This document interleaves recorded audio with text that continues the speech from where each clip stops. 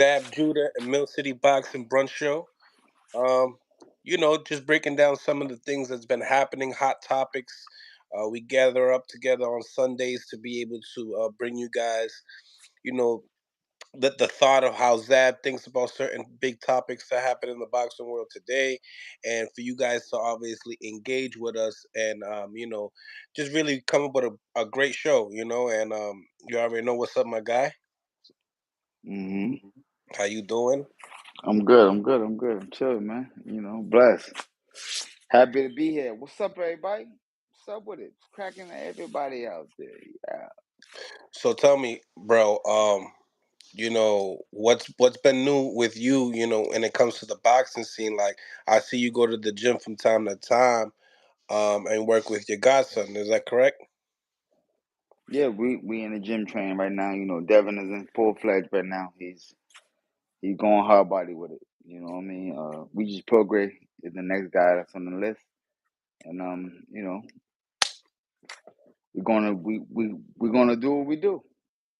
This is boxing. Boxing at its entertainment at its finest.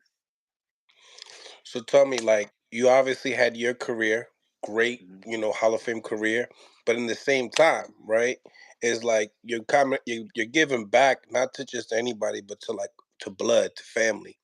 How is that? Obviously coming from your dad being a fighter, now it's just like you giving back those gems that he taught you, and you're bringing it Mhm. into Devin's camp. How does that feel?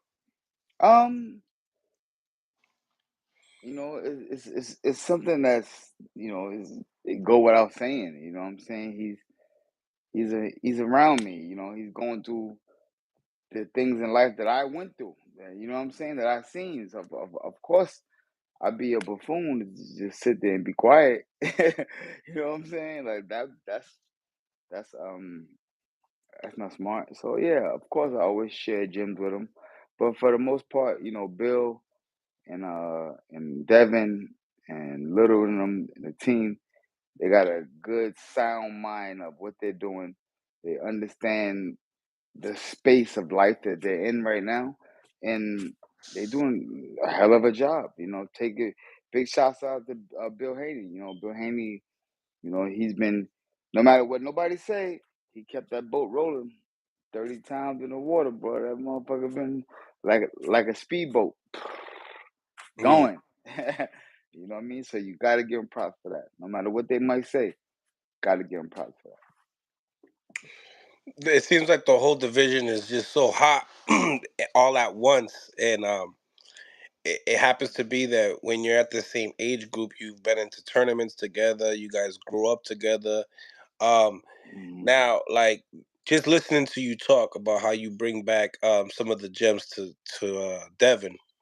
Um, do Mhm. you think that maybe him and Tank could be like that Zab Judah and Floyd back in the day fight type of? No, no. I think him and Tank is gonna be the Tank and Devin Haney fight. Mm-hmm. It's a new era. It's a new season. It's a whole new limelight of fighters and people that's coming. Thing. Devin has his own identity when it comes to that. Tank has his own identity in the boxing realm and world. Zab and Floyd, they did their thing. We put our names up. We did our stuff. These dudes are now accomplishing and moving on and setting their name in stone. You know what I mean? So when Devin and Javante Davis, choose to fight, I think it's gonna be the biggest situation that boxing has ever seen.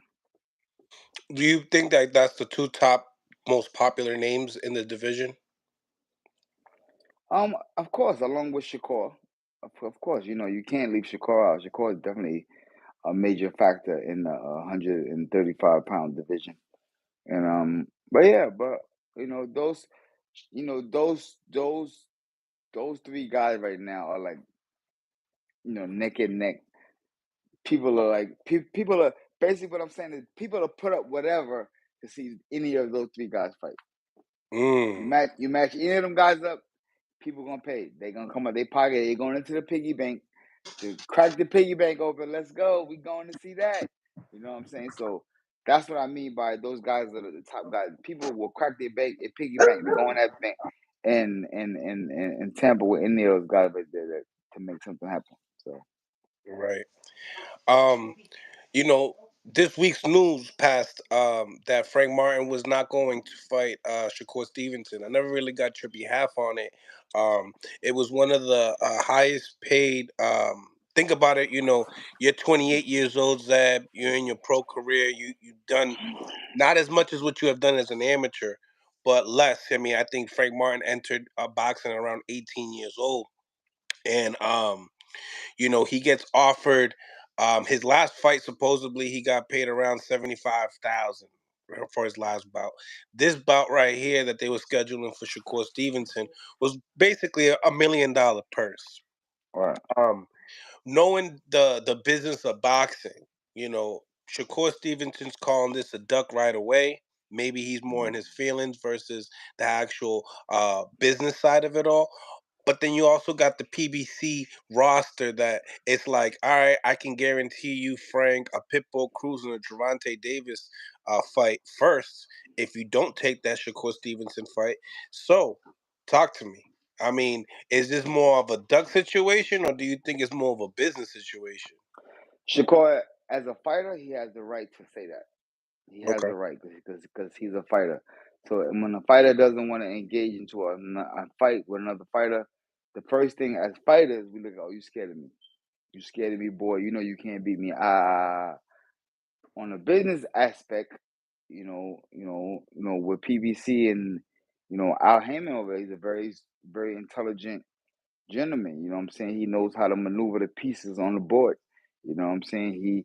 He's a chess player, not a checkers player. So with Al, it's not just a one jump move. It's gonna be a setup for something else bigger in the future. So I don't know, man. If he's getting this first hand knowledge from his team, from his surroundings and his people, then I don't know. But for Shakur to say what he's saying, no, he's not wrong or nothing. He's a pugilist. As pugilists, that's how we think. You know what I'm saying? I mean, no matter how much people want to say, put the good talk on fighters and stuff, it's still pugilists. Still, what I'm saying, sound animals. You know what I'm saying? That our mission is to destroy. Right. See, I'm a big activist and Shakur's career. I want him to do great in his career. I think he's one of the Mm, best at the division. But in the same time, I got to keep it fair all around the board here. mhm, When it was Devin Haney that wanted to continue to campaign at 135, he gave the 25% to Shakur Stevenson. Now that mhm. was a money situation, which I understand the gap got to be completely crazy. We're talking millions over a couple million versus millions, right? But Yeah, going into these fights, it's got to be like that because going into these fights, you don't know what can happen. You don't know what can happen. We just watch, Earl Spence put his life on the line and going into a fight that before the fight, everybody had like this. The fight was even going into the fight. When the bell said ding, everybody had like this. It was nobody like, oh, it was all like, oh, I don't know, this is gonna be a good one. I was there, I was in my seat, I was in the atmosphere, I seen the energy, I felt the energy, I talked to people, everybody was like this. Nobody was knowing that situation was getting ready to display in front of us. You know what I'm saying? For Earl Spence, let's just say going into that fight, he didn't prepare his business negotiations the proper way. He will be sitting right now messed up. You know what I'm saying? Because he didn't, pencil in his contract to be paid out a certain way or the right way or percentages or things like that. He got the right money. You know what I'm saying? The situation happened, but he can sit back and comfortably just relax in life. piggybacking off of that, now that you mentioned about contracts and making sure that everything is in your favor, we're talking about the rematch of this fight. And in the same token, um, Terrence Crawford had the rights to figure out what weight would it be. Would Hmm. it be at 54 or would it stay at 47? Right. The most he did was, I'll do a catch weight of 148, and also with the IBF rules with the 10-pound hydration clause before the fight or right after weigh-ins. Mm. But that's standard. That's standard for everybody that wants to compete, campaign, and the IBF sanctioning. So, talk to me. What do you think about that situation, and what do you think people are going to say that he only put a 1 pound deficit for You this? don't want to hear my you don't want to hear you don't want to hear what I gotta say. You know, because I'm only putting my situation in that shoes. That's the only thing I can do. I don't know, like everybody know me when I speak me. I don't speak just gibberish. Me, I wouldn't budge. I wouldn't move, bro. You got to come back to 147. I'm not budging. I'm not budging. Why would I give up something to hinder me to give you an edge over me? No, fuck no, fuck no. I love Spence and all that. That's my brother, but this is business negotiation, and that negotiation, no, I wouldn't budge. The fight at welterweight, the welterweight line of a championship fight is 147. We ain't going over that. If you can't make the fight, let's move on.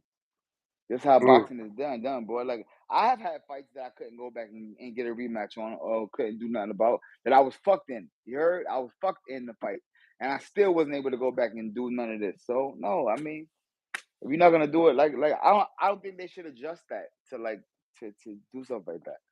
I don't think, I mean, Earl's a big boy, man. If he could, he know what he got to do, man.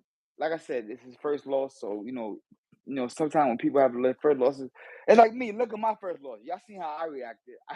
I was the most childish, ignorant person that did it. I threw a fucking chair in the ring and choked the referee out, tried to fight everybody. Like I went, I lost it, but still, in my defense and renegotiations, nobody budged on me. They didn't give a fuck, bro. They was like, "What? Next, you're out of here. Beat it. Have a nice day." You know what I'm saying? Like, so I don't know. I don't know, bro. I'm just saying. Maybe I'm the wrong person to ask the question. But to add on to that, do you think that people would discredit his victory due to the fact of that? No, you can't. How? If you got a rewind button and the you can rewind and watch the fight again, there's nothing you could take away from Terrence Crawford. Nothing. Zero zip. I don't give a shit what you might say. Nothing. Nothing. That boy went in there. I don't. Listen, man. I'm only saying it because I was a fighter too. I was a fighter and I did what they did. Okay, I fought for as hard as they fought for. I understand the sacrifice it takes to put your life on the line to go get it. I understand all of that, bro. So nobody talking to no retard here. You ain't talking to somebody just making some shit up out their ass. I understand what you got to go through to go get that situation, and it don't come that easy, bro. For undisputed welterweight championship, that's a very distinguished, prestige title. There's sacrifices and things you have to do to make this happen. Now, if it was a given easy situation, everybody would have it. Everybody would have it.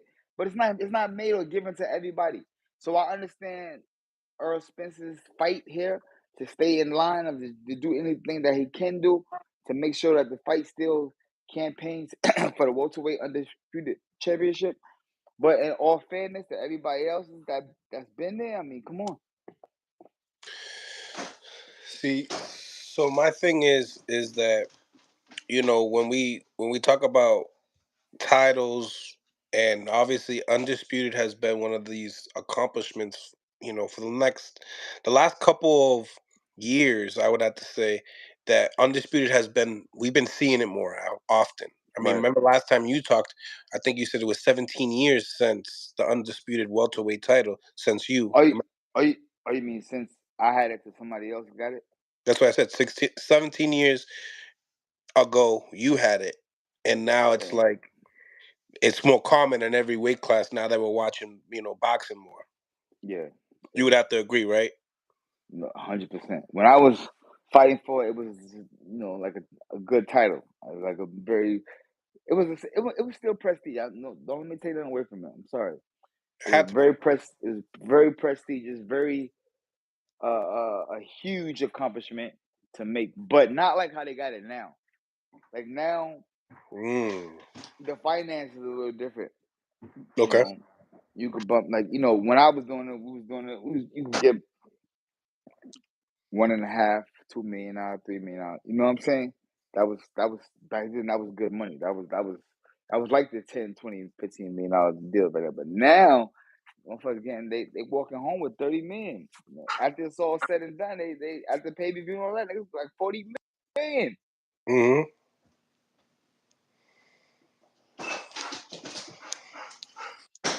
You Yeah, you hello. went you went you went blank. Come back in. Come out and come back in. You went pitch black. YouTube does that from time to time.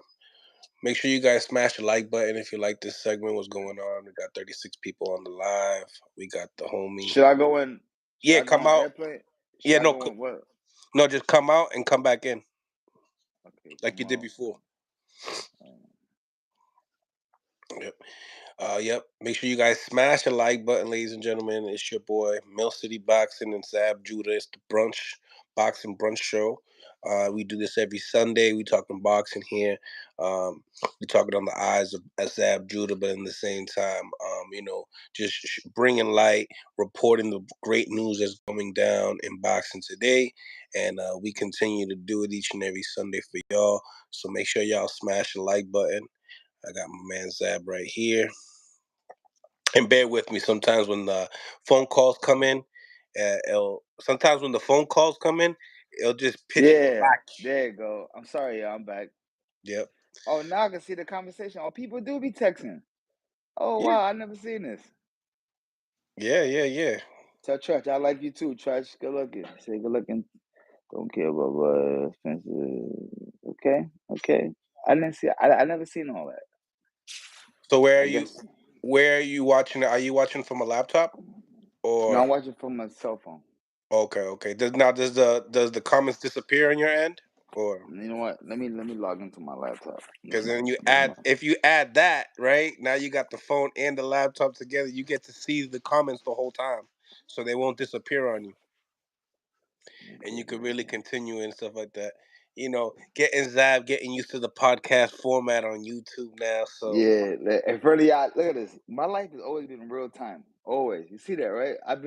Everything I've done in life always been real time. People will get a chance to see it happen. Like this is Zad's first time fucking learning how to work the stuff. yeah, yeah, yeah. So Y'all this is see a my treat. emotion. Y'all see my emotions, everything in real life, in real time. That's crazy. That's crazy.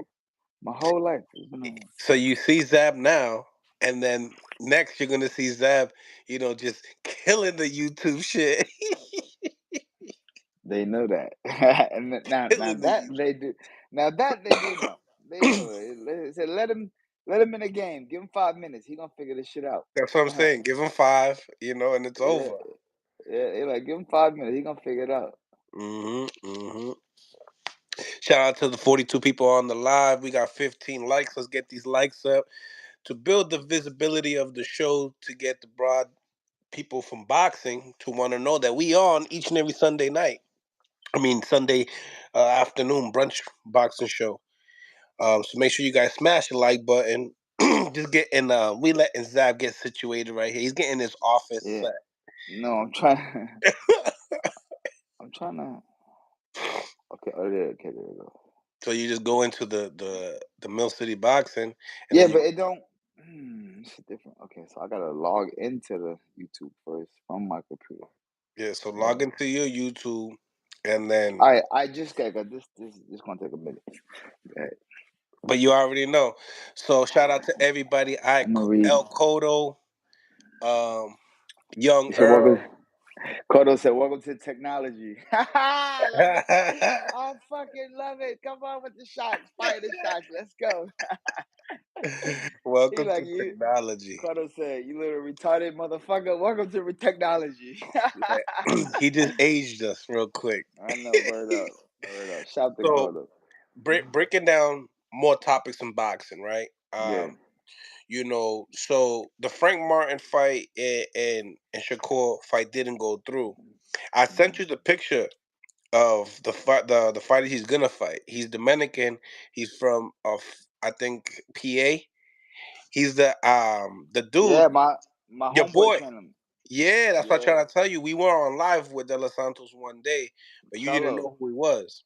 Yeah, cello train him. Yeah, Exactly. my boy. Yeah. So we So gotta we, do. You and I gotta do an interview with him and have Cello be the interpreter. You know what I mean? And we yeah, do a nice little interview with him, and then I got an interview with Shakur on the 23rd. So it would be nice to get that in earlier, so that way we could figure out how he's really feeling about this fight coming up.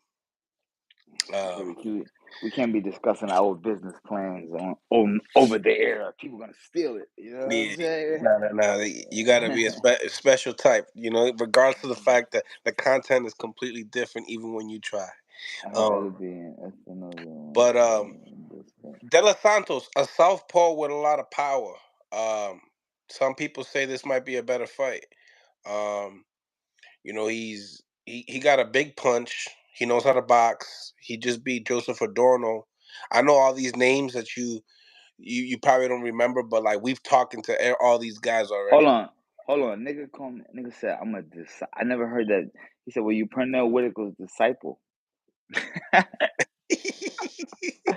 That's gangster right That's there. crazy. I never knew that. I could be a disciple. You seen him walk out with. Yeah, yeah. I've been with Pernell Whitaker.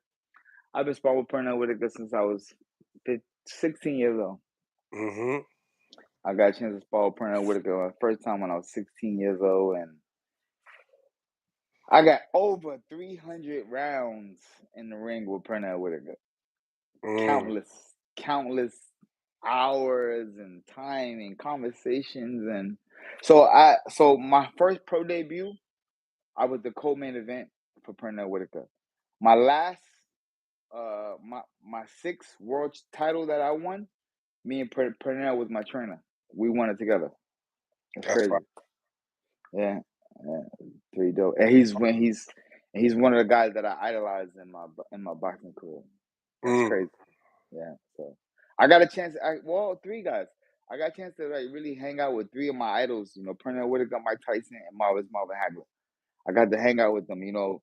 Hagler the shortest because we hung out Hall of Fame weekend in Canastota, and I got to like hang out with him I ain't gonna lie, y'all.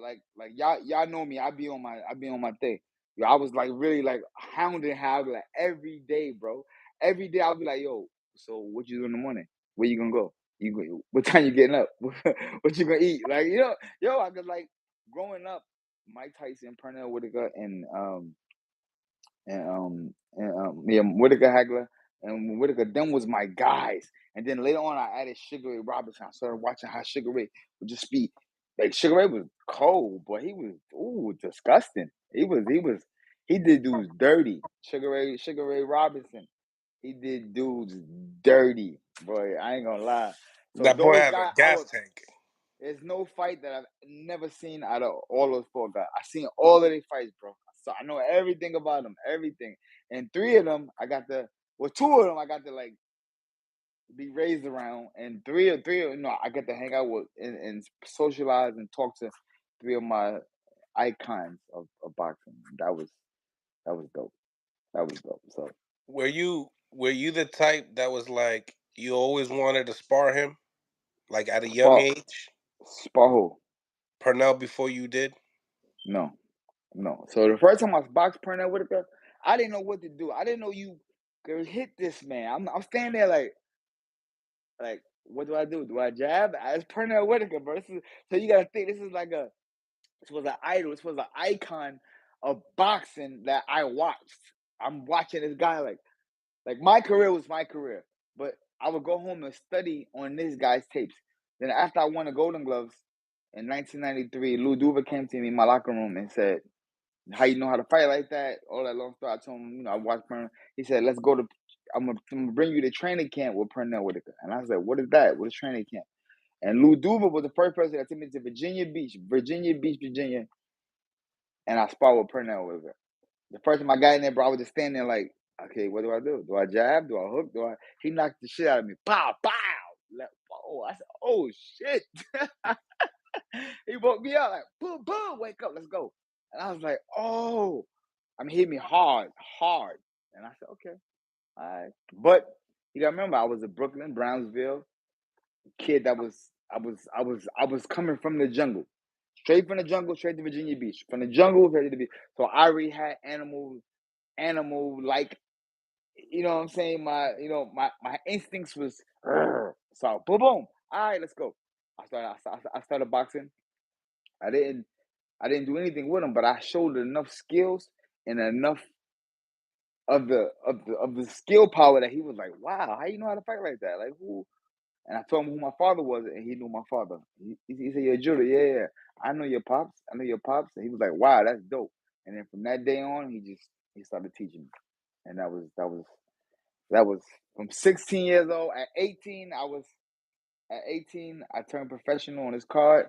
We won that title. I was 30. I want to say 38. I won that title at 37, 38. I won that title at 37, 38. Yeah. I wasn't a pallbearer at his funeral, but I was right there. I touched the casket and everything. I was just like the pallbearer. I was the sixth man on the pallbearer. So big shout out to my guy. Know everybody know what's no. That's my guy. Like we got stories out there that I still don't want to talk about, but we went back to back. That's my dude, and my dude stood up tall for me. I ain't gonna lie, yo. I got some shit. I'm gonna just say like this. I got some shit one time, and it was in training camp. And everybody was like, yo, you shouldn't have did that. Yo, you might get in trouble for that. When Purnell came and he walked, he said, what happened? And I told him what happened. He was like, fuck that, let's go. We went back to the fucking situation and handled the business. That's why I love Purnell. I swear to God, he was different. He wasn't with no. He was like, boy, this is gladiator school. Gladiator school for men. That's it. I'm gonna leave it at that. It's gladiator school for men, and men gonna be men. And he let men be men that day. And you know how your boy stood tall. You already know. That's all I Yo, got asked for. yo, Zab, it wasn't cause that whole shit, right? It sounded dope, but we had to do so many fill in the blanks, right? You had And to. I know. That's how. Bah, bah, bah, bah, bah. That's how I'm gonna shoot my stories.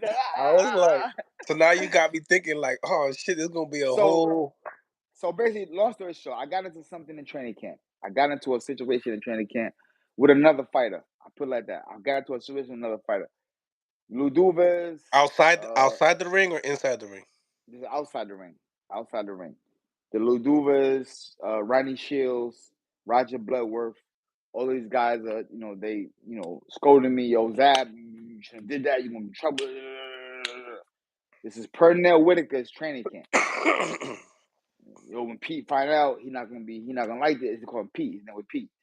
When Pete find out, he gonna be mad. He don't like this. He don't. So I was just on my. I ain't. I in my mind, I didn't start. I'm telling you, I ain't start this, but I am. I I I did take it to the next level because I'm known to do that. Yeah, take it to the next level. He come in, he like, yo, what's up? I mean, shit was. I ain't gonna front. I tore shit up. He came in, he seen it like, yo, what happened? Yo, Zab, what? Ooh, Zab, come here, what happened? I told him, yo, he said, word? I ain't gonna tell you what happened. He said, word? He said, hold up, nah. Let's go back. You go, where he at? Oh, he over there rest. Fuck all that resting. Go to the hotel, wake him up, bring him downstairs. Bring him downstairs. I said my part. He said his part. He said, y'all handle it like men. Mm. And we kept it like that. So Pernell Whitaker to me was that he was kingpin right there to He me, was bro. He umped. never, He was yeah, umped. yeah, he was yeah, he never showed. Okay, so he never liked it that he never showed no old guy. If you call him uncle, he get, man, fucking that ain't your uncle, man. You know what I'm saying? He looked at us like y'all my. It did it again, Zab. Back and forth again. You pitch black, Zab. As soon as we started getting hot, yep, he's gonna come in. He already knows the deal now. Make sure you guys smash the like button, man. We getting some exclusive stories from back in the day with Pernell Whitaker and Zab Judah. I mean, I'm gonna be honest with you. Where else can you get this type of content of legendary boxing? with legends, right here on Millcity Boxing and the Zab Judah Boxing Brunch Show. You know, make sure you guys smash the like button. Zab, I'm over here letting them know. I'm like, where else can you get this type of content that's It's already crazy. sealed That's in a my box? that was my granddaughter. She's so you know how we talked to her on the group text on the group thing. So she don't know how to just she press it and everybody name comes up. She goes, Ah, that's my honey though. Shout out to my honey Bradley. But yeah, bro. So that's how it was in training camp. Purnell was like, like men gonna be men. This gladiator school. He did what to you now, bro? You don't do that. You can't do that. Y'all gotta. I see why he feel the way he feel. If that was me, I'd do the same thing. What y'all want to do? Oh, you know what I want to do. That's how. What? And another thing, this guy, we was two different weight classes. I've always been this guy.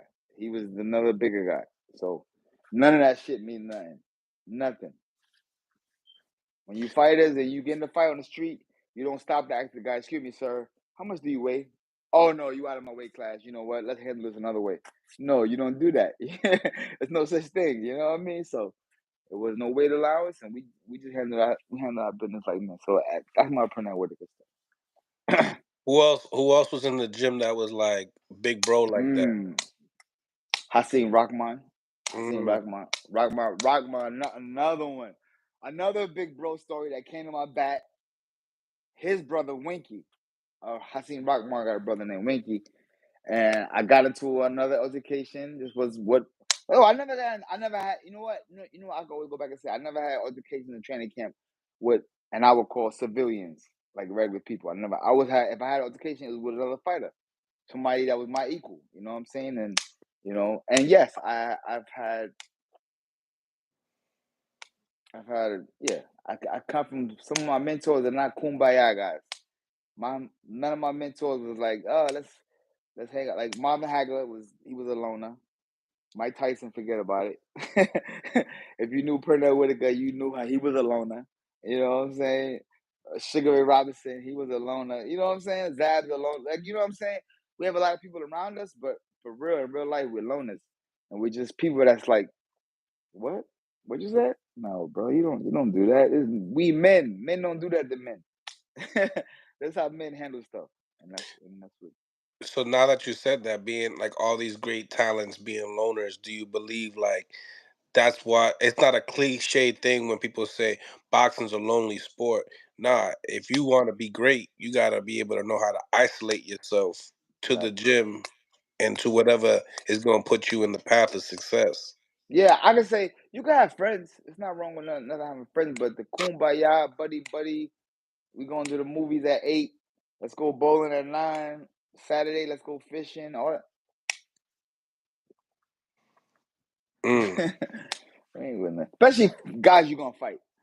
Like yo, your homie, you one weight class down to me. You two weight classes. Like you go eat 2 cheeseburgers and yo, we looking eye to eye like this. You know what I'm saying? Now I don't let you in my life. You know all my secrets. You know all of my flaws. All of my you know what I'm saying. So that's why fighters. Fighters around fighters like nah, I'm good. Me, I love all the fighters. I'm retired. I'm not gonna. None of us should feel threatened by anything Zab says or do because Zab's not a fighter no more. I can't fight them. We can't. We never could fight. You know what I'm saying? Unless it's some outside shit, and I don't do that. That's buffoonery. There's no such thing. There's nothing that should make us, you know, go through things like that. Yes, that's true. Um, Nevertheless, man, now we talking about, you know, when it comes to Terrence, you know, talk about that situation that he had that it was tough for him to even be recognized as a great champion versus, who he is now, pound for pound number one.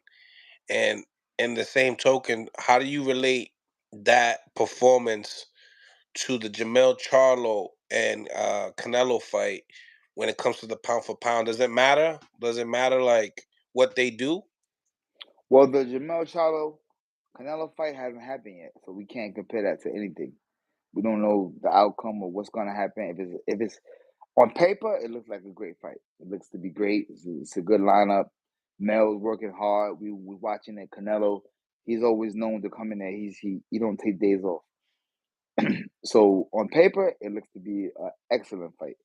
Can we even put it up against Earl Spence and Terrence Crawford right now? Hell no. There's Mm, nothing we can match up against that fight right now. Nothing. Because why? You have two of the highest skill level fighters went at it head to head, and yeah. something happened that was unexpected. So everybody's still flabbergasted behind that right there. They look like, what the, wait, what? They still looking at it. They still trying to figure it out. Earl is in disbelief. Like, wait a minute. No way in America this happened. Let's go up in weight class because it had to be the weight class. It had to be this. It had to be that. It had to be this. It had to be that. So that right there, when you got fights that happen like that, and there's a lot of ups and downs, and maybe it's hard to say something's better than that. Hard, bro. Especially something that didn't never take place yet. Right. 100%. Um, but is there a type of performance that could, match that? And just looking at the names of what Jamel Charlo's fighting Canelo Alvarez, which got accolades at the accolades at the accolades. Um, I'm gonna repeat this question because he just got out for a second, but I'll wait right now. Make sure you guys smash the like button, guys. Smash the like button. Feel free to hit me with some super chats as well. So like I was saying, I hear what you're saying. It's very hard to even come paint a picture of some performance better than that. But Yeah. but in the same time, right? Terrence Crawford, Errol Spence, two undefeated fighters.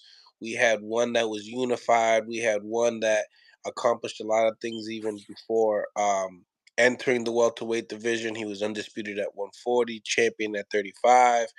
But this particular matchup here that we have, the undisputed versus undisputed, has never happened in the history of boxing. Hmm. When it comes down to two undisputed champions fighting each other in different weight classes. So, and now it happens to be that Jamel Charlo is fighting Canelo Alvarez, which Canelo Alvarez has probably the best resume in boxing. Does that change anything?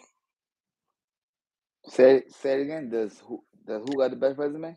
So Canelo Alvarez has the best resume in boxing today. Right. And if we're talking about Jamel Charlo being undisputed at 54 to face that guy, does that change anything as far as say if he can come up with a KO and knock out Canelo Alvarez? This is boxing, baby. Anything's possible. Right. Anything is possible. What I like is the dedication. See, I don't like fighters that just do a lot of talking and you don't see none of the shit they talking about. You like, what Yeah. the fuck are you talking, yo? And you talking Listen to about this dude. knockouts, but you got three knockouts. Yeah. Like nobody want to hear that, bro. But somebody that's really putting that pain in like that, we watching them. Like Javante Davis.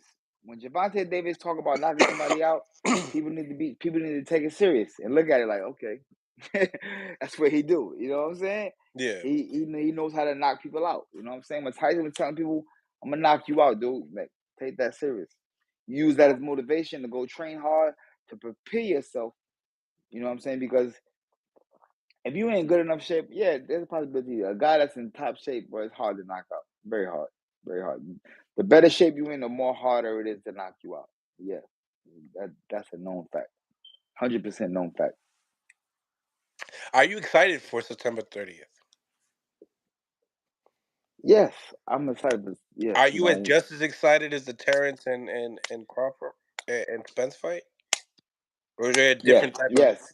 No. So the Terrence Crawford and Spence fight, that I mean, of course that meant way more. There's a meaning to me because they was fighting for undisputed title that I once held myself. So I was, like I felt like I had mutual yeah, interest. sentimental you had Yeah, I had sentimental feelings mutual. upon it. Yeah, I had mutual interest in that fight, and I was looking forward to seeing the outcome of that fight. The Mel Charlo, I mean the Mel Canelo? Canelo fight. Yeah, I'm excited. when I booked my room the other day and I put down my money and I gave them my credit card information and they took my money out my account and I went back and I seen it, I was excited. So You yeah, you know uh, when you pay for the ticket, you're like, that's money well spent right there. yeah, yeah. You always go back. People that have this, you go back and you sit there and you look and you like, okay, okay, I that's like this. that. I And you like start that. searching, you start searching the fight. Like, okay, that is a good fight. That is a good fight. It's a good fight now. Good fight. You know what I'm saying? So yeah, but I'm definitely locked in for that fight. Definitely want to come to that fight and check it out and you know be a fly on the wall and see what happens. It's very much an interesting fight. Interesting because Mel has an opportunity at changing the game of boxing. He don't even know. I can't say he don't know. I can't say that. I don't know. I don't know if he know. But I tell my brother, Mel, you have a chance at changing the sport of boxing right now with this win right. This can you can offset the pieces of the puzzle that's on the board. No lie. No lie. You can think about it. Jamel beating Canelo right now upsets the the whole fucking upsets everything. Yes, Canelo beating Mel is it's kind of expected. They expecting Canelo to fight both of the Charlo brothers. Like that's already in the wordplay. He's fighting both of the Charlo brothers. So that's out there. So yeah, are they expect if Mel get beat by Canelo, but people will be so much like, oh no, they won't be. But if Mel beat Charlo, which I believe he has a good what he got a good run in it. I've been saying this, and you know I stand on mine. I stand on mine since day one. I stood on there and I said it. I like his because he's not emotional right now. He's not coming in with no. He's not bringing no outside garbage in. Like he's talking straight boxing and he's displaying training. He's showing boxing. You know what I'm saying? Like it's this his conversation is not about other interferences. It's about the fight. So I like that. His body looks good. He looks to be in great shape. He's taking it serious. I mean, like I said, I don't care what nobody say, whatever y'all might say in the comments, whatever. He get knocked out, whatever, whatever. I don't care about that. I say I give him a good shot now because the boy is focused. And he's not doing a lot of this. He not doing a lot of that. Like we know the Charler brothers for a long time. They have a certain industry. You know what I mean? They was like Zabwood. They was the shit. Like they was. Yeah, I love him for that. You know what I'm saying? But this time he's showing a a good composure, like that throwback. You know what I'm saying? That Bernard Hopkins. You know what I'm saying? Like Bernard Hopkins was one of the ill ones, bro. He had some pause in him. Bernard Hopkins was all right. All right. And then when he come to the table, he take a shit, he ripped from head to toe. Remember that. Bernard Hopkins was always one of them kind of guys. As he got later, he started, as you get older, it's different. But the younger Bernard Hopkins, go back and remember when he had the mask on with doing this shit. When he took it, he was ripped, bro. And he was like this. Executioner. He ain't talking no shit. He came in there and just gave out pain.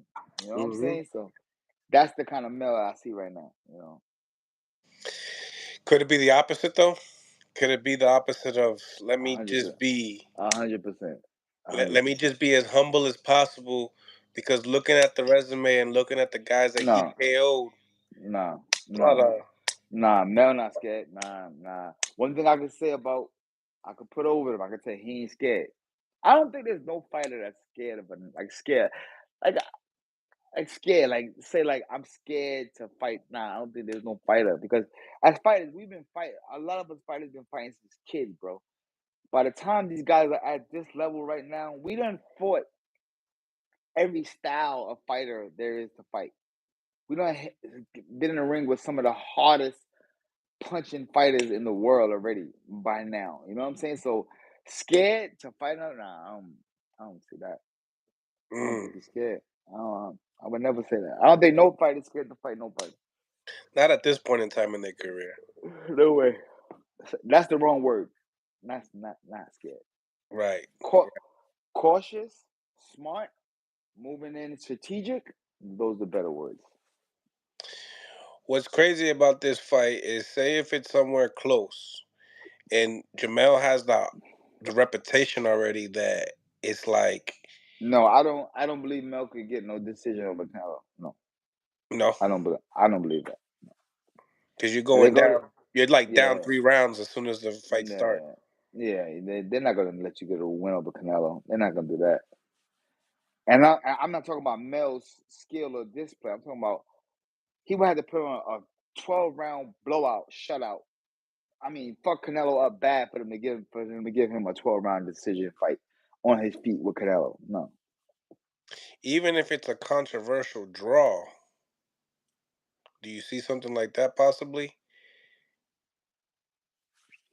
no, I don't see that. Because I don't see that. Jamel's known to be like the KO when it comes down to KOs. He gets them done in the rematch. Like, he's known for it. You know. So what I feel Jamel has right now, that's good. He's going into this fight with a rematch mentality. He See is. how in the rematches he goes in and he always his body look ripped up. He look crazy like he ready. I believe that on this one he's gonna come to the dance like that. So he's not gonna be looking for no second fight. I believe that. I believe that. I believe he's gonna come into this fight with the with a secondary mentality like there is no tomorrow, and he knows that there is no tomorrow. He knows that. He knows there ain't no rematch in this fight. If I lose, I'm gonna go out the way. My brother's next. He knows that. He knows ain't no none of that. None of that close round. Come down to the edge. It's close. I'm gonna get the nod. He know that. No, don't look at none of that. I gotta go in here. Excuse my language and fuck this boy up. That's it. If you don't got that notion, and from what I've been seeing Mel doing, that's the notion I feel like he got right now. I feel like he like he knows. Oh no, I gotta put from round one to whatever round they go to. I gotta put on.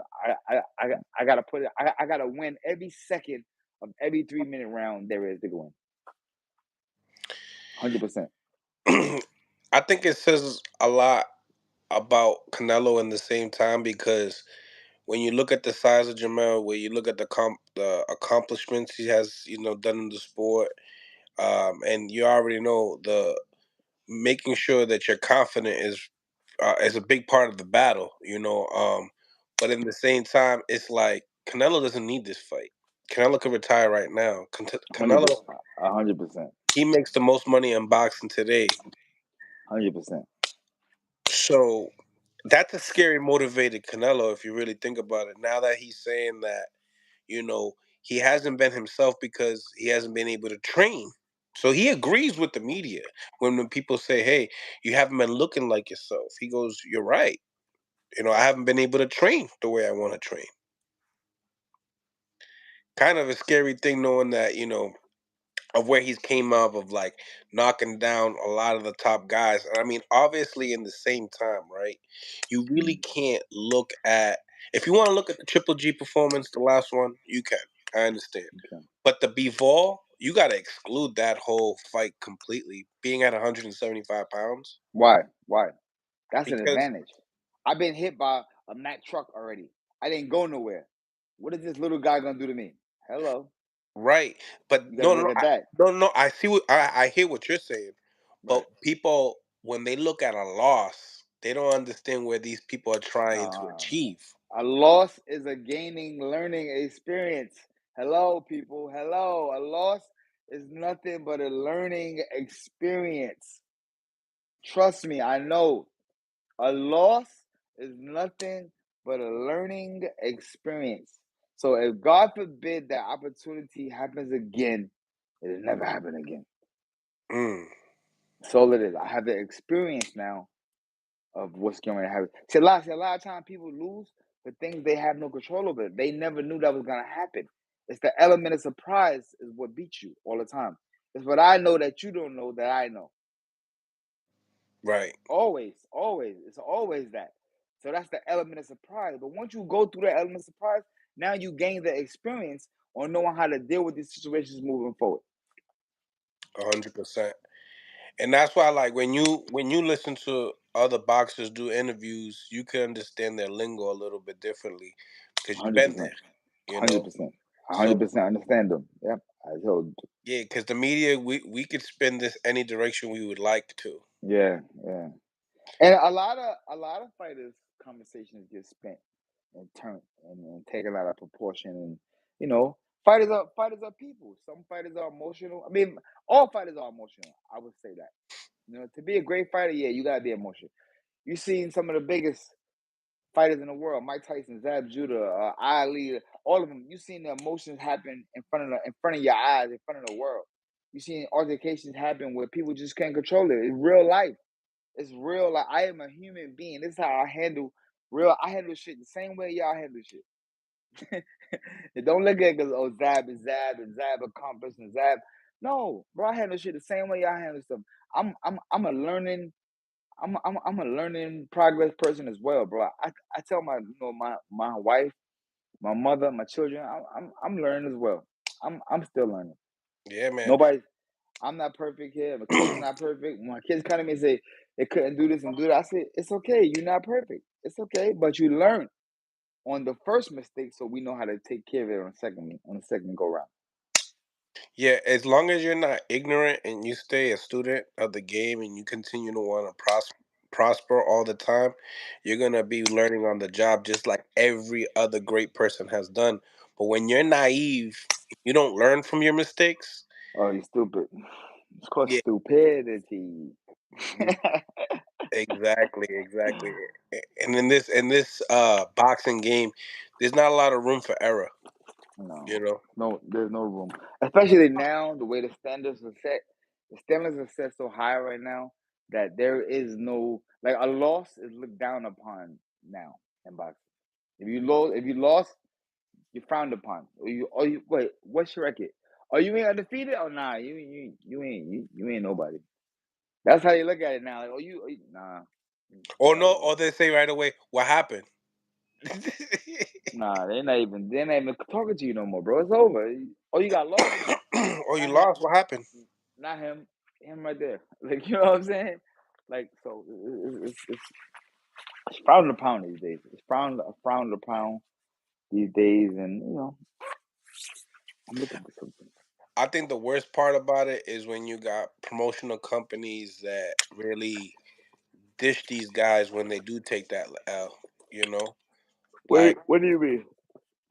like for Rashidi Ellis, for example. Was an undefeated fighter. He lost to Ramon Villa, the guy that Boots just knocked out, and he had some great wins. He was basically B side throughout his career. Started his career and Golden Boy.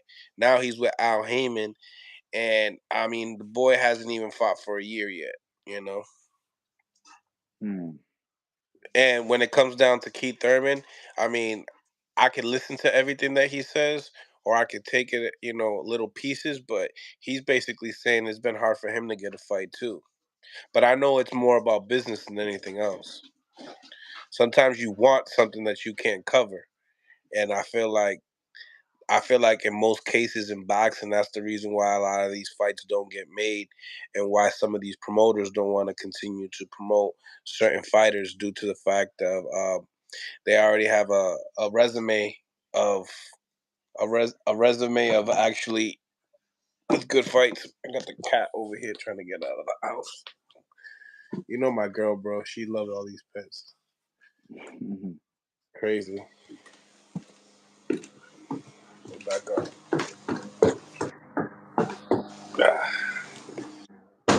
But yeah, so like I was saying, it's tough for the fighters just as well. Um, and I feel like the companies, you know, I think the best thing that you could really do is nowadays with the internet, sell yourself, especially when you're up top. Don't sell your soul, but sell yourself. Mhm. Because look at guys like Rolly, he's still getting fights, and I understand that he's connected, but at the same time, if you're winning fights, you know, the guy that really Blair Cobbs is the one that I kind of like. I feel bad for because he's always calling for fights and he just can't get one. He only got one loss too. You know, Who? Who? Cobbs, your boy Blair. Yeah, I like Cuz. My boy. Yeah. You know, one loss. His situation. Um, Shout out to everybody on the live as well. Pound for pound boxing talk. Appreciate you guys. Make sure you guys smash the like button while walking in or walking out. Um, if you guys have any questions, lay them down in the comment section, and we'll feel free to answer them. Make sure they're educated boxing questions, and they don't necessarily need to be boxing questions, but just be respectful. Um, Nevertheless, um, now that when we talk about, did you see last week's fights? I mean, this week's fights. Who? Who? William, we had fights on Friday. Top Rank had fights on Friday, and then Golden Boy had fights yesterday. More like prospects than anything else. I see that Golden Boy is really trying to warm up William Cepeda for the lightweight division. That's going to be his guy at 135. Um, and really, a lot of people talk about the Isaac Cruz and Gervonta Davis fight that a lot of people don't want to see. Uh, when you hear stuff like that you don't want to see a fight, is it because us as boxing fans are so greedy that we need to see the best of the best right away? 100%. I think so too. 100%. 100%. We just want to see. We want to see Sometimes we want to see fights that's not even ready for. They're not even ready yet. Not even ready. You'll call out two fighters that's like like, oh yo, he got 8 fights, but yo, he look good. What? He got 8 fights. You can't fight. You can't hang with the champ. Mm. You don't have enough experience. Pound for pound boxing talk. Knowing what we know, what would Super Judah do in the situation with Spence versus Crawford rematch? Now, pound for pound boxing talk. Like, can you? I don't really get the question because we know is Zab Terrence or is Zab Spence, and where would you like him to elaborate about it? That's why I love Mill. Mill said, "Wait a minute. I know the answer I'm looking for, so I need you to word this the right way so he can say." That's, Mill said, "No, no, no, no. If you spin it the right way, Zab gonna say it. I know him." If you were Crawford, I mean. um, what would I do? Yeah, I would stay at 147. I would stay at 147 because I don't believe in giving another person an advantage over myself to try to beat me.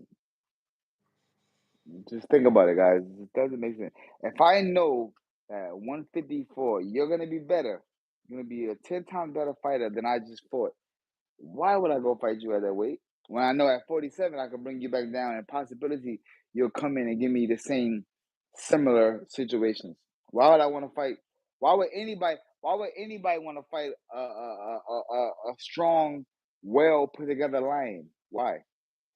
It's like we playing a dice game, right? And I ran out of money, and I'd be like, "Yo, can you spot me 100?" Like, why am I gonna Right, give you an right. opportunity to beat me Or and take all my money? or the old sucker roll. All right, you won all my money. Let's do one last roll and the winner take it all. What? Are you stupid? I got all the money right now. You telling me to take one last roll and the winner take it? No, bro. The odds are not good for me. The odds are not good for me, bro. I got the same odds you got. You could probably come out the winner. Nah, that's not good. Off of my So strength. over my strength, yeah, I'm like, nah, bro. So now the shit that I just did, it goes under the rug because they looking at this new thing. Nah, nah. So I would just say, I mean, and and then Spence the Even if same the fight thing. doesn't happen, even if the fight won't happen, Stay at 47. Wow. and the money of that rematch could go to shit anyway because I'm the top Say it dog. again. So that the money for the rematch can go to shit then because it's not gonna happen. Money's never gonna go to shit. When you're the top fighter, the money follows you. That's It don't true. matter. The money So follows I you, won't brother. chase that bag, but there'll be another one that I will. 100%. 100%, brother. Mm-hmm. You think it's like Javante Davis. Anywhere he goes, the money follows him. You know what I'm saying? If he decide to go fuck around, let's just hypothetically say he want to fight Canelo. If he went up there, they will pay him big fucking retarded crazy money. Mm. Mm. Us as people, we would know, the outcome and think that that's crazy. But could he be a draw for that type of money? Yeah, hell yeah. Mm. It's funny when we talk about this matchup. The people are so tied to who they want to like root for, and when you talk about this fight happening at 54, now all Spence fans are just looking at this as yeah, you guys just want to weight drain. You guys, but you following the dude's career. But you can't say that, Wade. The man was the undisputed welterweight champion of the world. No, he was the unified. Spence was Well, unified. unified, right? He was a unified. Still, that's close enough. He's unified for a lot of fights at 147. He did good. You know what I hate that about boxing? Let's just say you go into a fight and you win a fight, but the weight really, really, really messed with you in the fight, but you still pulled it out. You just move on. You don't go to the locker room. You don't say, "Yo, this weight hurt me." You don't do that. You go and then you try to for the next camp. You try to put it together better for the next camp, so that you don't go through the same draining that you went through the last fight. That's what you should do. So with Spence, I would be like, "Listen, man, I could fight by any means necessary. I can fight. I got real skills. Yeah, this weight was a little bit thick, but you know what? I'm gonna start a little earlier now. I'm gonna get this shit done. You don't want to come to 54? Fuck it. I'm coming to 47. Why? I know what I can do. I know who I am. I know what I got in me. So I'm gonna take it. I'm gonna bring it to you. And right now, that's like the only ground that he got to walk on Mm. as a fighter. You gotta think, bro. Like you don't reverse the shoes. If Spence would have beat Crawford like that, you think he would have said, "Let's go to 46, go to 54, and do this shit again"? I mean, if it favors, I mean, it's favoring Spence for being heavier. So Say it again. that Spence has always been favored because been If the he big. would have won the fight at 147, do you think? And Crawford would have said about 54. Do you still, even though he's a bigger guy, you think he would went up and said, "All right, come on, let's go do it again at 54"? Would it at Probably not. 54 probably gonna make him better? He is a bigger guy than Spence than He Terrence. is 100%, 100%, 100%. I You know, just so didn't they hear could this. probably favor him even more. I just never heard this 47 talk prior to this. I mean, 54 talk prior to this. I don't like that. I don't like it for a man to go through situations and then we strip him. It's like we stripping Terrence Crawford of his win right now because we keep saying the reason why Earl Spence didn't perform or didn't win a fight was because of the weight. That's not right, guys. That's not right. Can't do that. And in the same time, it's like we're not just stripping him for what he just did, but Yeah, we're stripping him for what he could possibly be doing, and nobody want to hear it. Nobody want to hear. Oh, let's yeah. do That's this not. 47. Yeah, that's not good, bro. Give that man his props. That man went in there and did some shit that none of us thought he could do. Right, right. Some of us had him. Some of us had him winning. Some of us had him winning, but nobody had him winning like that. Believe that. I don't care what nobody might try to lie, cap it. Nobody had a me winning like that. But Mm. him and his peoples. Him and his trainers had him winning like that. In his mind, as a fighter, you know what you're gonna do. So yeah, you know what I'm saying? But I think outside of that, I can't see nobody else that knew about that. So I interviewed Keith 2 weeks ago, and he told me that Sugar Ray Leonard has him at his top five guys he likes to watch today. Hmm. He says that you better watch out for what Thurman has next. What do you think about Keith Thurman as a fighter, bro? I think he's good. I think he's a good fighter. You know what I'm saying? I mean, he's coming. Keith Thurman's a fighter from another another era that's still around. You know what I'm saying? So, he's coming in now. He's one of the guys that's gonna come in from our era and tangle with some of these guys. On paper, yes, Keith's older. Keith's an older fighter compared to these new younger guys. He's an older fighter, so they're gonna judge him and keep him characterized as a new fighter. Keith whole thing is get in shape. That's all I would tell him. Get in shape and be ready. Be ready to hang with the young boys. I mean, we heard time and time and time and time and time again. Efforts, efforts, effort leads of major champions that always said when they get to a certain age, what beat me? The youth. The youth beat me. We've heard this endless and endless of times. So Keith Thurman is going to stick around the campaign with this new era generation of fighters. Only thing I would say to you, my brother, is just prepare yourself conditionally wise to make sure that you never ever run out of no run out of air, because that's the only way. Once you run out of air, it's over. You know it, and I know it. So I tell him, what did you think about the fight with Terrence and Spence? And he goes and tells me that wasn't a champion that Terrence fought right there. That guy wasn't himself, Yeah. Okay. and that was not a real win. If you put me in Terrence's position on that night, I would have did to him what Crawford did to him, to Spence. Wait. Basically, Take on. Spence is saying that. I mean, Keith Thurman is saying that I would have beat Spence the same way you beat Spence.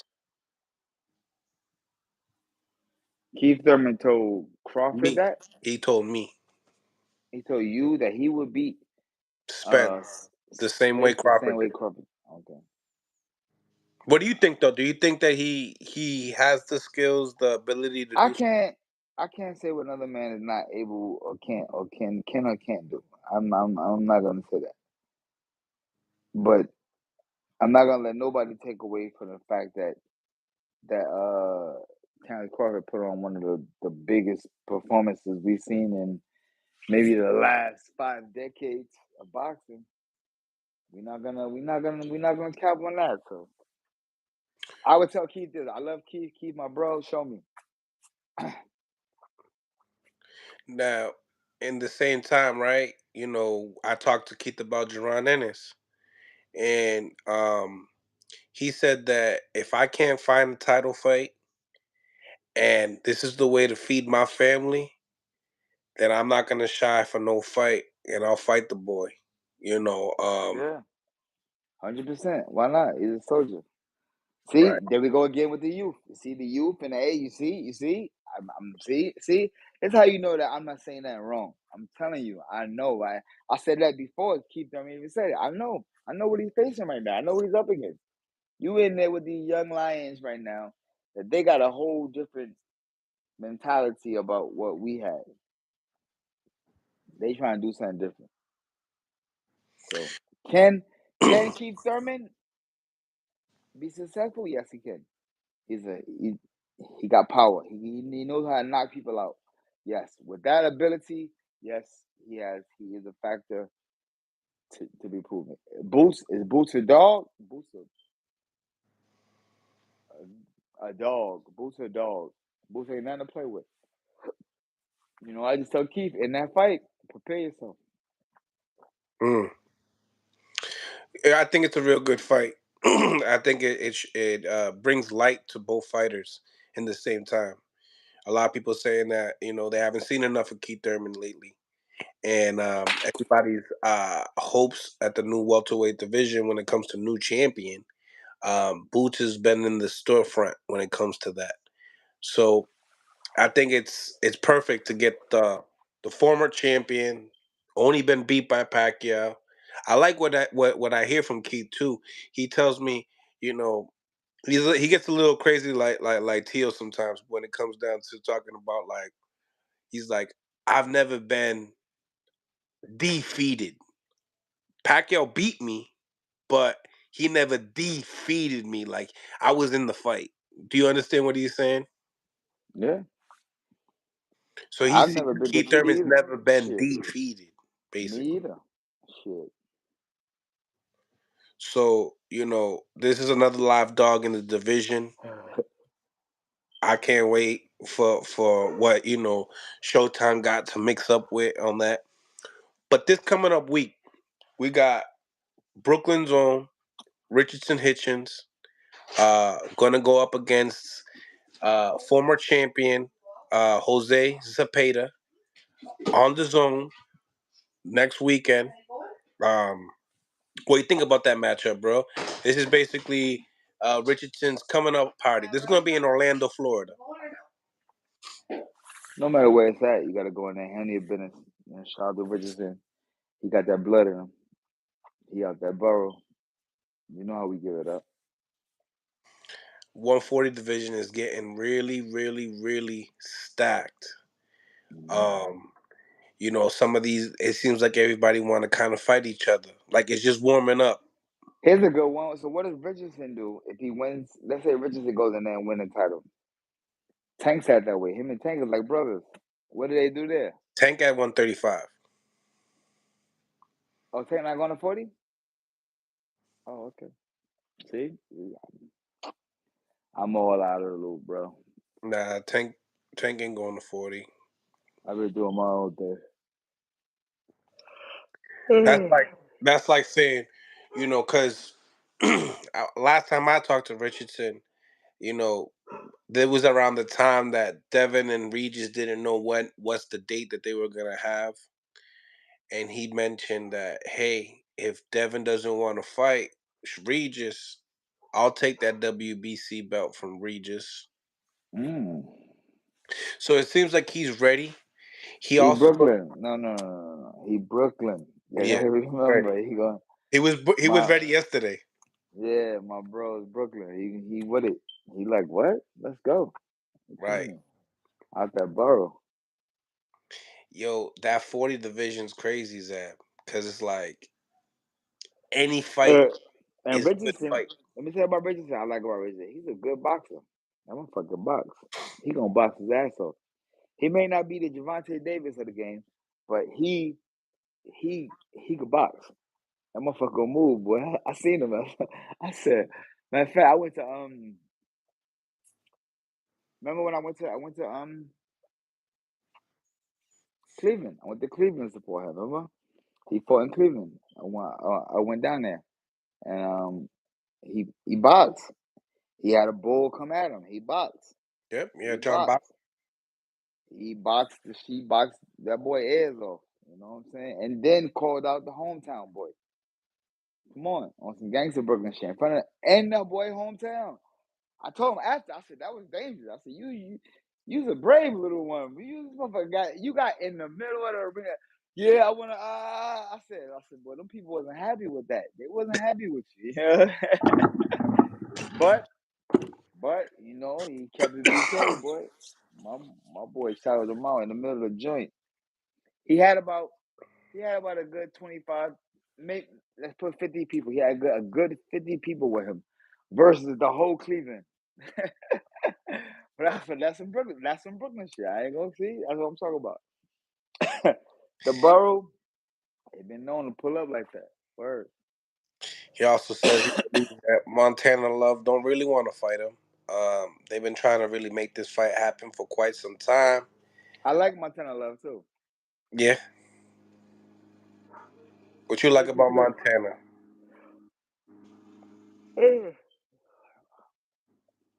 I like his struggles as a person. Where he from and the good fight that he had to fight to get to where he's at today. You And like I believe, and he my brother, and he know what I'm talking about. If you see this, a little bit more focus with him, he'll put himself in the next level. All he got to do. See, he's one of those like he like how I was. Nobody could beat him but him. If he loses or when he did lose, he lost to himself. He beat himself, and mm, he know what I'm talking about. So when he's ready, he gonna lock it down and get in there and put together. But no, that boy can fight. He can fight. He definitely can fight. Yeah, he got definitely skills for sure. Coached by Lenny up in New York. Um, Mhm. gonna be talking to Lenny tomorrow. Probably get No, Richardson. you talking about Richardson. I'm talking about Montana. My bad, Montana. Yeah, Montana. Montana got skills. Richardson got, yeah, he got skills. He got the burrow. What you talking about? Boy, I don't know too many of them boys coming out that burrow on that front line. Listen, in order to make it out the water over there, you gotta swim. You hear me? You hear me? You You gotta drown. swim. You either gonna drown or swim. I'm telling you. So anybody you see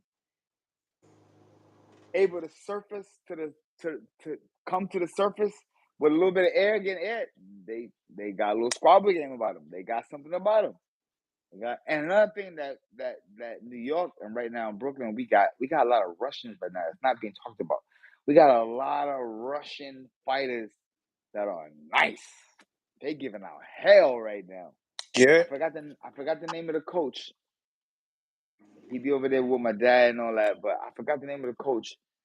They be coming down to Gym X. They be coming down to Gym X, and they be working with the fighters and stuff like that. So yeah, but you gotta give us a big shout out, the big Russian population of fighters in New York City, Brooklyn, that watch out for them. They doing anything. That's cool. That's nice to hear. Cause like in the comments, a lot of people are asking you like, who's the next one up? Who's like the guy that's under the shadows in the gym? Yeah, it ain't really like no real one. It's nobody out there that's making a name that I seen that's like just running through shit, smacking boys up. That's like got a standout situation. It's a, you know it's not really no guy that's ready to go to the professional level. That's like, yo, homie over there smacking. He's smacking them boys around. So he about to come to the pros next. You know, most of the time I've witnessed was when I was getting ready to go professional in like 95, 95, 96, 95. I was boxing with all professionals. I'm talking about Arturo Gotti, Pernell Whitaker, Tom Boom Boom Johnson. I had Poison Junior Jones, Kevin Kelly. I had all these guys under my belt already going into before I even thought about going professional. I already had these names stacked on my timeline already. You know what I'm saying? So it's like when you're working with fighters, Burning Forest, you know what I'm saying? We all working together already before it's time to even go professional. You know what I'm saying? Ivan Robinson. Yeah, I said Ivan. Ivan out of Philly. I don't know if people remember Ivan. Ivan was a monster, boy. He was a what? You mighty. Oh, Mighty Mike was a fucking monster, bro. I was boxing with these guys when I was a kid, bro. Ask these guys about me. They tell you that was right. He was the young guy coming up. Yes. I think he fought Arturo too. He fought a Toro. Jake the Snake Rodriguez. Eddie Damn. Hobson. Eddie Hobson. Remember Eddie Hobson? Little Eddie Hobson. Eddie Hobson had to be the fastest little fighter I've ever in my life seen fight. He was faster than the Russells. No cap. He was Mm. faster than the Russell brothers. Eddie Hobson out of Cleveland, Ohio. This boy was had to. I don't even know if he's out of Cleveland. One of them Ohio places. He was no joke though. Super fast, super fast, super fast, super fast, super fast, super fast. Tracy Patterson. I was boxing with all these guys, bro. Word up. Shit. Word. Now Word. I that you remember mentioned, when Floyd Patterson was the commissioner of New York City. Come mm, on, man. I was running around the town putting pain in it. Pain. Give it out pain. Like, ask these people. You know what I'm saying? I mean, we can't ask them guys, but they would tell you I was right there giving out pain, boy. So I knew all about this. Mark Breland. I boxed all these guys on the come up. All of them. now that you spoke upon Gary Russell's name, he's been out of the mix for a while. The older brother. Um, Bad boy. who would you like to see him fight? I don't know. That boy can fight. They can fight. They get busy. I just know they get busy. What's gonna beat them is them. They know what I'm talking about. Rest in peace and big shout out to they pops, my guy, I my need man. I need him and Chris Colbert to go at it. That's my man. But those guys, no. Their worst enemy is them. That's it. I leave it at that. They're my guys. I love them with my heart. But they gotta pull them together before they could get anything else. Mm. They all know what I'm talking about. Everybody knows, because we all of us in our personal lives, Like when this fucking Instagram shit go off, and like we got our own demons that we all fight. You got yours in your life. I got mine in my life. I mean, every day. And the ones that don't have are not fighting against demons are demons. If you're not fighting against the demon, you are a demon. That's why you have no fight. You know what I'm saying? And that's real talk. So all of us have our own fights and struggles that we all going through.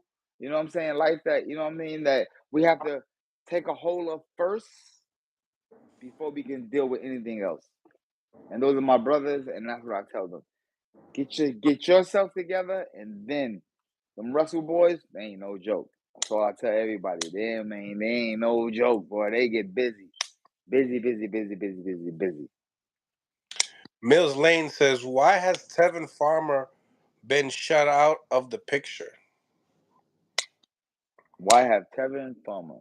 I don't know. That's a good question. Tevin Farmer he's a great fighter.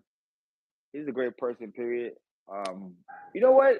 And I would probably say Tevin Farmer reason for not being so active is because of his business inquiries these days that he's taking on. You know what I'm saying? He's taking on some great business situation with Girlfriend. him and his him and his team over there. They're taking on some great. They running the numbers up. You know what I'm saying? It's one thing when a fighter's out there and they running the numbers up, they probably disappear a lot from boxing because they gotta they get into the bag. So that's what I know about Tevin Farmer, and that's why he would be hindered from not coming back and fighting right now. I know he get to the bag. Yeah, it's important. It's definitely important, man.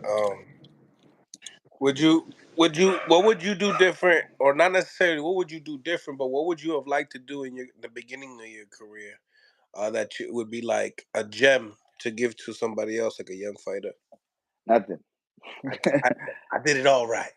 Nothing. I stayed in boxing, bro. Bro, with all of the bullshit that came my way, I was I was predicted and supposed to be the one that went like this. I wasn't supposed to be the one that went straight.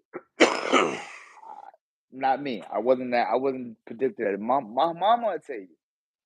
My mama, my best friend, my biggest supporter. She tell you. She's like, they counted him out. She said he used to come in here, and she said, my mother said, I just think something wrong with this little nigga because he would come in here and be mad. He won't cry. He would just sit there and go, watch. I'm gonna show them. I'm You gonna was a show them. young man already. I'm gonna show them. I'm gonna show them. Never. She said, yeah, I never was scared of nothing. Never was always front line for my family. Like what? Like never. She said. One thing she said, well, she said that son right there, that one right there, he different. He was the shit. Mm, mm. Not in a bad way. I don't claim to be no tough guy. Wait, let me correct. There's a lot of people think it's bad and thinking like I was never no product of a gun. I never killed nobody. Hold on, you still hear me? Yep, Hold up. yep. Yeah, let me go out. I never killed nobody. Never none of that. Never none of that. So You froze though. Yeah. Make sure you guys smash the like button. Smash the like button, guys. We got 80 people with 53 people on the live. 353 likes, over 80 people on the live. Make sure you guys smash the like button. To improve the visibility of the show, we have my brother from another mother, Zab Judah, in the building. You know, I welcome had, to reality show. you know, I was, Love TKO was on the way, y'all. Love TKO was on the way. Keep your ears and eyes top of the year. Keep your ears and eyes open up for it. Oh my God, it's gonna be phenomenal. It's gonna be phenomenal. We're actually filming coming out soon. So give a little sneak peek to the people that are here. We have 80 people on the live. I mean, obviously, this live will go to a whole bunch of other people after we post it, but, you know, tell everybody about your new project that you're going yeah, to be. we have a reality show coming out. It's the box. It's about boxing. The boxing, their families, their wives, their children, and set up everything. Um, I have a great cast of fighters, a great cast of people. Can you name Um, some of them? yeah. David Benavidez. Him and Karina, him and his wife. David Benavidez and his wife. I have Bill Haney Jr. and his wife. I have Regis Prograis and his wife. I have And his mom. She wild. oh yeah, and everybody. You know what I'm saying? Um, Shout to the Progress family. It's my people. So uh Davis Park Flat. You know, him and his wife. Mike Russell. Him and his wife. Oh man, I think I said everybody. Jeff Mayweather. Jeff Mayweather. Him and his wife. I have a good cast, a line of people. There's more bits and pieces to come in and out of it right now, and but yeah, we got something fly, y'all. We got something dope. So you got a reality TV show with the boxers, today's boxing champions, and It's also executive, other and it's boxers. executive. It's also executive produced by my wife, Dee Judah. So you know, Mm. big shout out to her. She's a big visionary. She has a big vision, and you know, yeah, we bring her vision to life. That's fire. What Yeah. what brought you guys together to come up with something like this? Um, just life, man. Just looking at the lifestyle that fighters have. A lot of people don't know what goes on outside of the ring. We're just people you can contact on the social media or see them walk on the street one day or see them possibly at another fight. Or possibly if you got a connection, you're in the same city, go to the gym and watch them train. That's it. You don't know what goes on at family life, kids, wife. We have boxers have the same lifestyle that everybody else have. Basketball players, football players, entrepreneurs, everything, and I think that, we figured out a way to give the world a sneak peek into the lives of the fighters. Um, you know, Are you? Yes. I think I think he's talking about, did you get your NIL question for your video Mhm. games? But I'm on. We we got the games coming out, video games. Check it out. I'm working on something big right now. Oh man. He's really, Amen. uh Zab Judah's really into, like, selling his toys. I know what? That's crazy. You know what, Mill? I'm gonna send you a care package. Oh, you asshole. You're I'm gonna send horrible. you. You're I'm gonna send horrible. Mills a package. Everybody, right now, UndisputedToys.com. UndisputedToys.com. You can go there. We got condoms. We got toys for the women. It's an exotic site. It's everything is themed around boxing. We got the heavyweight, super heavyweight, knockout rabbit. We got um, The yeah, knockout it's rabbit. the knockout rabbit. We got the condoms protect yourself at all times. Um, yeah, the condoms protect yourself at all times. Uh, yeah, what can I say? UndisputedToys.com. Thank you.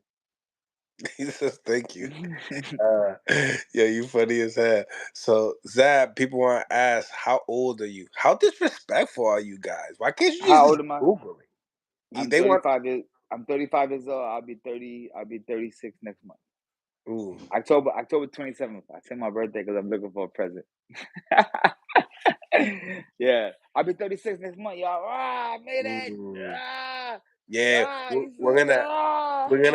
we're gonna need all you guys. We're gonna do a live so you guys can send, my brother right here, some cash apps Oh, for we his can do a birthday. cash app for the Cash app birthday. for his birthday. You know what I'm saying?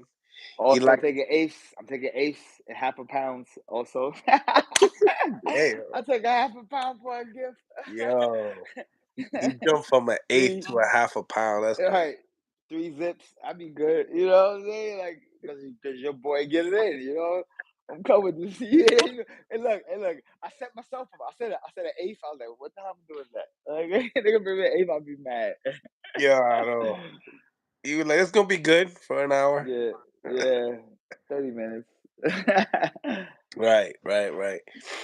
Um, My name is So, Zab, Z-A-B, Z-A-B 46. you know, I thought about this, some of these questions back in, when we weren't talking. Um, and I was thinking, I'm like, You I make it always, seem like a you make it seem like an old breakup. Like, well, when I wasn't talking to you, you know what I'm saying? yeah, facts, right? I thought Yeah. about these questions. Well, when I was in COVID and you was leaving me alone for a little bit, you were letting Nigga me said, heal up for a little bit. nigga had the cooties. I said, nope, Yeah. I catch you through the phone. Nope, no interviews. I had the COVID, everybody, just to let y'all know. So Right. I've been And off the Zab, line for like 5 days. and Zab Judah treated his brother like he had the cooties. Ask him. He'd say, no communication. I might catch it through the phone. But talk to the people, right? We see boxing that they bring in rappers all the time. When it came down to you, you brought a lot of hip hop to boxing. A lot of people don't understand when I say that. What did Mhm. hip hop mean to you while you was boxing? It was motivational. I was around it. I'm from New York City, Brooklyn. You know, Biggie was alive, Tupac was alive, Jay-Z was coming out. You know, I was a part of all of that. I was right there. I was in a lot of the upbringing. That's a lot right there. Yeah, That's a I had lot a right there.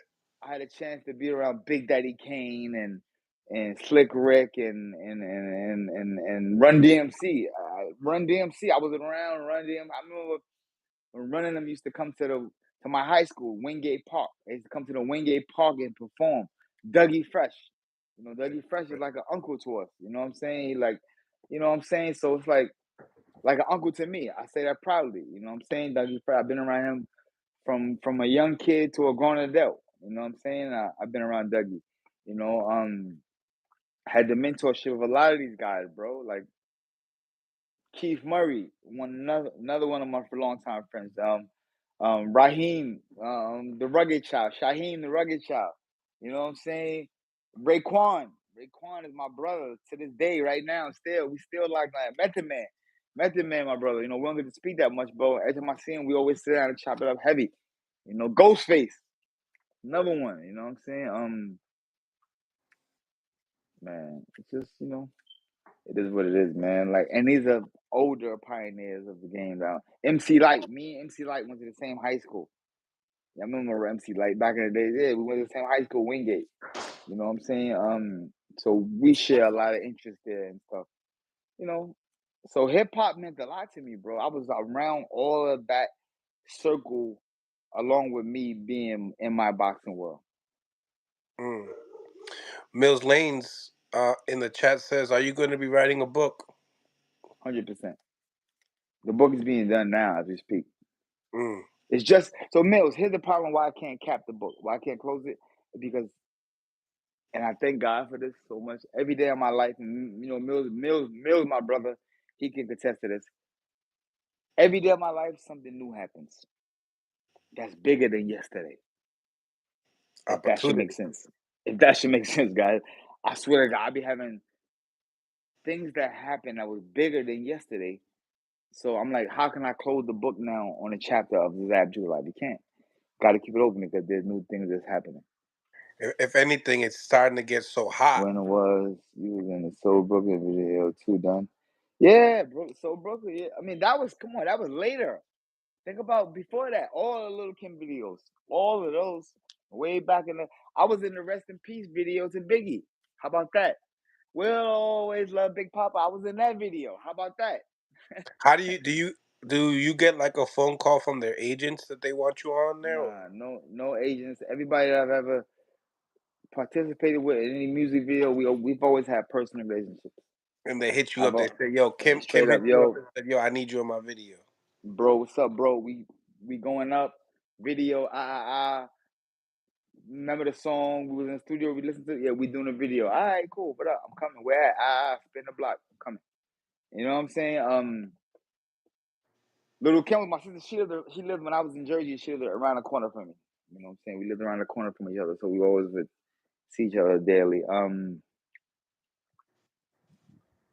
don't know, man. So many. AZ, another one of my brothers.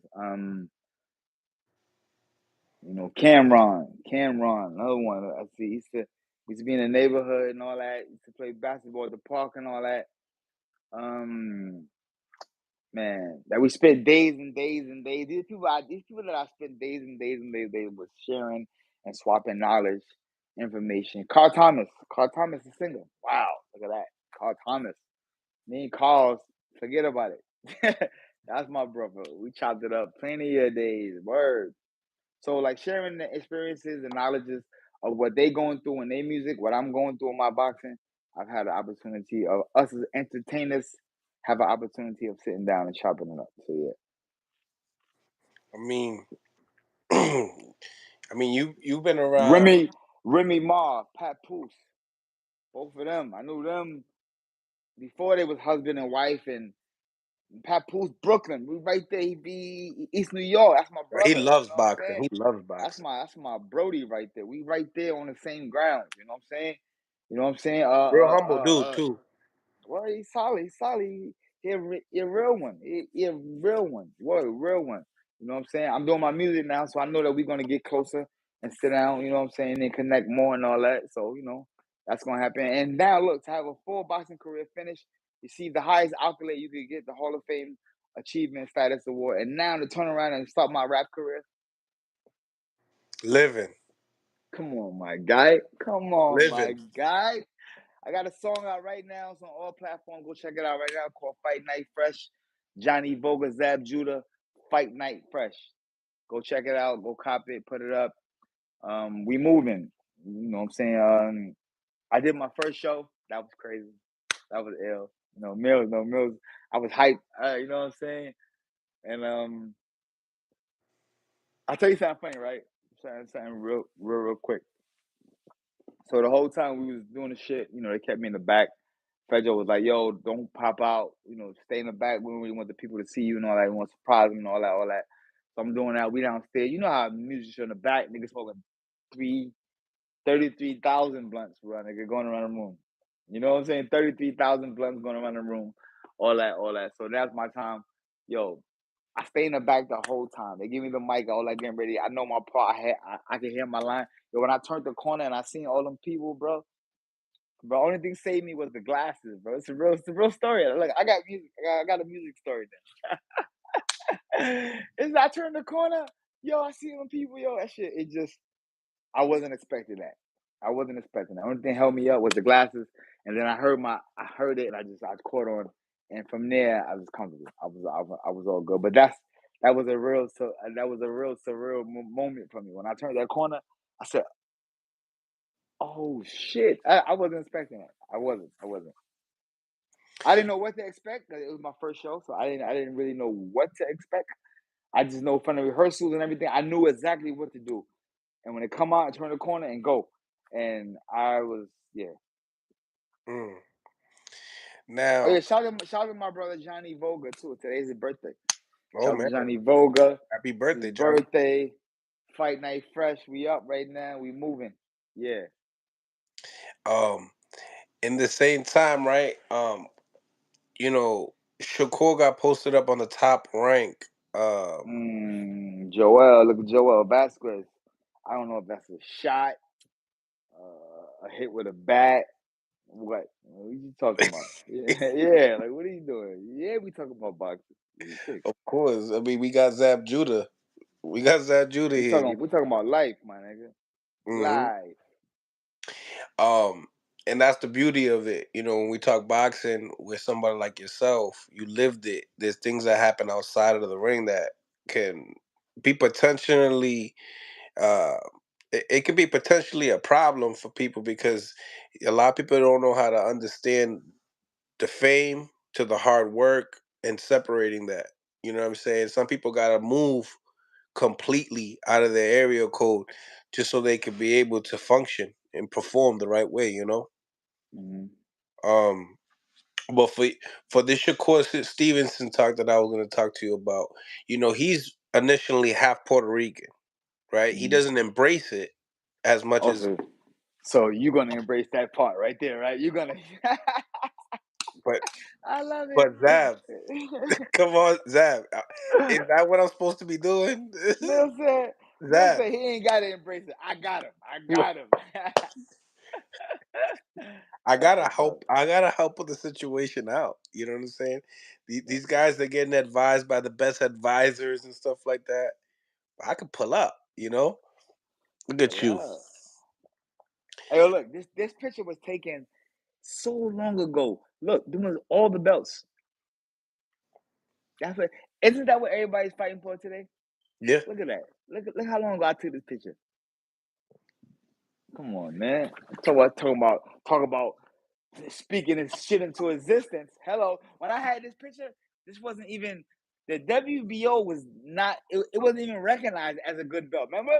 It wasn't even recognized as a good world title. It was like, no, that's not what? And I had it already. Look, I had it. Wow. Before I had my undisputed, before I won undisputed, I had already won a WBO. Remember, I beat DeMarcus Chop Chop Coley. So I Mm-hmm. had people was looking at me like, how did he get all of those fucking belts? How did he get them? I had it first. I was there. I was already doing the numbers already. Crazy. So Joel his back. He said, "I'm just messing around. Big Nah, it's fan all of good, that." Joel. We love you, bro. Yeah. But yo, he's also from PR. You know what I'm saying? Who So I for? Who your cousin? Who your cousin? Big fan. Oh, you was with your cousin watching my fight. Okay. yeah, Got you. my pop said the rest in peace. Was a fan of you too, Judah. Yeah, man. So what do you think? You think to embrace that side of Shakur? What do you think he should do? Do you think he should fight in Puerto Rico? Oh, why not? I mean, see, I don't know how deeply rooted he embraces his Latin side. I don't know. You But know. can you just Of cooperate course, knowing that I you're in this part of your 100%. life. I You think happen to be I think Puerto it's a Rican. It's never too late. I think it's a listen. I mean, the Latin portion of fighters. You guys are like you make up what 80% of boxing. Like you know what I'm saying? The At Latin least Americans like 75. at least 75, 80% of like it's no joke. Like you know what I mean? So watching in a Canelo fight, it'll show you about the populations of that. When you go to a Canelo fight, you really understand. You look around like where the fuck all these people came from? Like where the fuck you're like, yo, where y'all at on a regular day? Like what the fuck? Like it's crazy. It's crazy, you know what Yep. I mean? So it's definitely different, you know. And me being a fan of boxing, been to hundreds and hundreds of countless endless fights, bro. I can really say that and strongly be decided on that. Like, yes, I have to have, you know, if Uh, a brother, if a brother fight, yeah, the community will come out every now and then. Everybody pull up, come out, But bro, the Lions are there every go down. mm, mm, Every go down, they right there on deck with as far as for the boxing. As far as for boxing, they're 100% on deck. right. With supporting their fighters.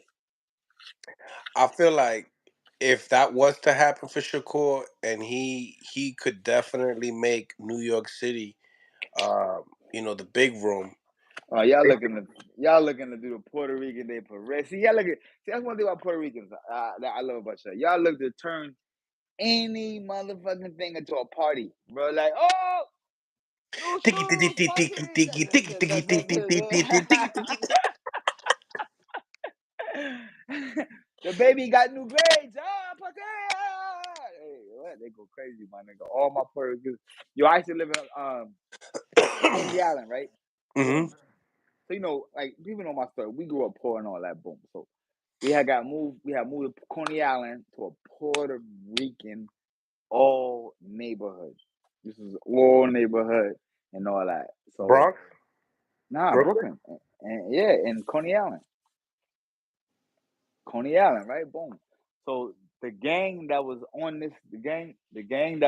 this street was called CPR, Crazy Puerto Ricans. That was the name of their gang, Crazy Puerto Ricans. We moved in this building. The whole building from top to floor is all Puerto Ricans. I think it maybe had one other black family in there, and they were more like an older family, and it was us. So us being young, we got to go outside. Yo, I went outside, yo. I got into a fight. You know, that's off the rip. Where you from? I'm from Brownsville. Don't go. Don't go. Don't. What are you doing over here? I live here. No, you can't live here. You can't live here. What are you doing? You Like we lost. live here. Yeah, you know. So anyway, a fight break out. We get into a fight. I handle my business. Remember, I'm a little older now, so I got hands. They don't know this yet. They find out. Long story short, The is what hard I'm way. saying is I made friends with a whole Puerto Rican. I was like the only. I was in a gang called Crazy Puerto Ricans. Well, I was in a gang. I shouldn't say that. I was with a movement around the same because I never was in a gang. I never had to. I really could fight. Like I really could. I never had to do none of that.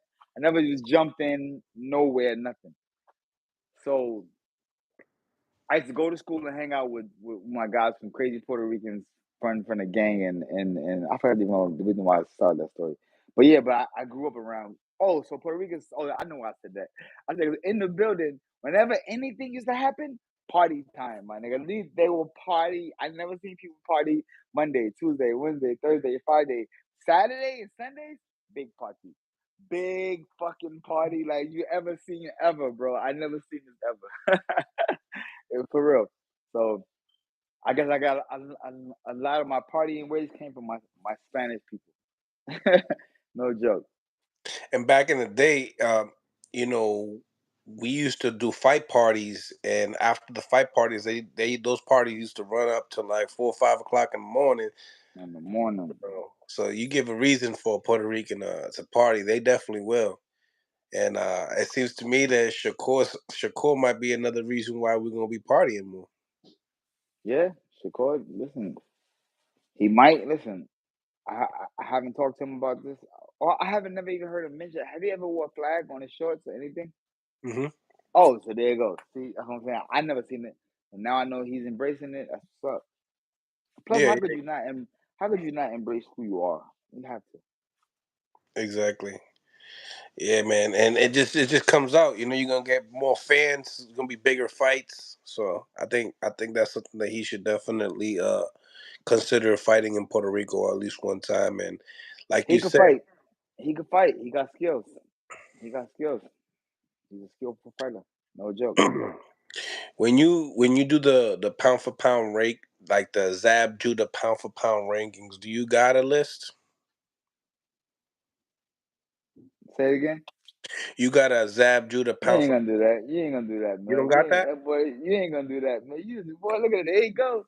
He on his Puerto Rican shit. Oh, You don't got a list. That's cool. I don't got one either. look at Mills. Mills is on this shit. All right. Nah, I ain't got no list right now. Nah, I ain't got no list. You don't need to put them in order. I ain't got no list right now. Right now in this new era, the game is changing so rapidly. I ain't even got no list right now. Is David Benavidez on that list? On my list, I don't got a list right now. You trying to catch me? See, I just said I ain't got no list. You trying to say you got a list? Yeah. But if I had a list, David would definitely be on it. Yeah, My yeah. fake list that I got, because it's not real, because I haven't sat down and really inquired. You know what I'm saying? The list, so I don't know. It definitely would be Devin and Benavides, 100%. Yeah, I love this question, right? Because Yeah. fans, they tend to want to know what's in your pocket at all times, right? Huh? Mills Lane, how did you spend your first $1 million? Good question. Good question. Show the house, Mills. Show him. You gotta show him. Walk him around the land. You gotta show him the land, the backyard, the pool, and then say you figure out the rest. You know what I'm saying? Yeah, yeah, yeah. Word. It's definitely important to get your security, on point. Make sure that you got your living situation on full status. It's very important. Um, when we talk about this Bomac situation, man, it's so unfortunate, bro. Hey I yo, feel bad. you know what? You know what? And they about to get mad at me for this, everybody, but I don't care. If I was Terrence Crawford, I put everything on hold like this and say, "Go get my trainer, then we talk. Mm, Go get my trainer, and then we talk. I ain't got nothing to say until then. Have a nice day." Because what I believe, the powers of boxing can bring Bomac back home if they Mm. really push the envelope. If you look at first of all, look at the finance that's in boxing. It's astronomical. The number that it got, the walks of the people in boxing are huge, astronomical. You got fighters that's been sitting with the president of the United States of America currently at the time. It's a very powerful position. I'm just saying. So there are people around in boxing that can make it to that standpoint and get Bomac out of there. Because me, I don't know. I mean, I haven't heard. Have you heard any news on that situation or anything? Because the guy, the last thing I said to it was the guy that I know. I just don't got him down for that. The situation is that he has a a court hearing in October, Crazy. so that's No way in already America. sitting for a There's month. no. Yeah, there's no way in America he should be sitting in jail that long, bro. Nowhere in a foreign jail, another country. It's not. They're not gonna. I mean, and like I said, Bomac gangster with it. So what I'm saying. Me knowing the guy that I know, they probably gonna love him. All the gangster homies gonna love him. They're gonna rock with him. You know what I'm saying? He probably gonna be in there showing some dudes how to throw their shit. You know what I'm saying? Telling good stories, funny stories. You know what I'm saying? He's a good guy and just waiting on the time to come home. But Terrence Crawford should be like, you know what? I'm not doing no more talking. I'm not doing nothing until y'all go get my trainer. Go get my trainer. The powers that could be can get it done. Trust me. That's a good way to put it. Yeah, go get my trainer and then we figure all this shit out. I fight anybody. Go get my trainer though. Mm. Yeah, they definitely gonna need. And how does this do anything to to Crawford? When it comes down to training, I know this is like an everyday thing, like putting in your pants. I mean, But listen, this right here, this situation is a different situation because they they took a man. It ain't like a man that's there. And we should stop saying we don't. I mean, I don't know 100% the real thing, but I don't got Bromack down for. And then it just seems crazy to go to another country with that. That's like, come on.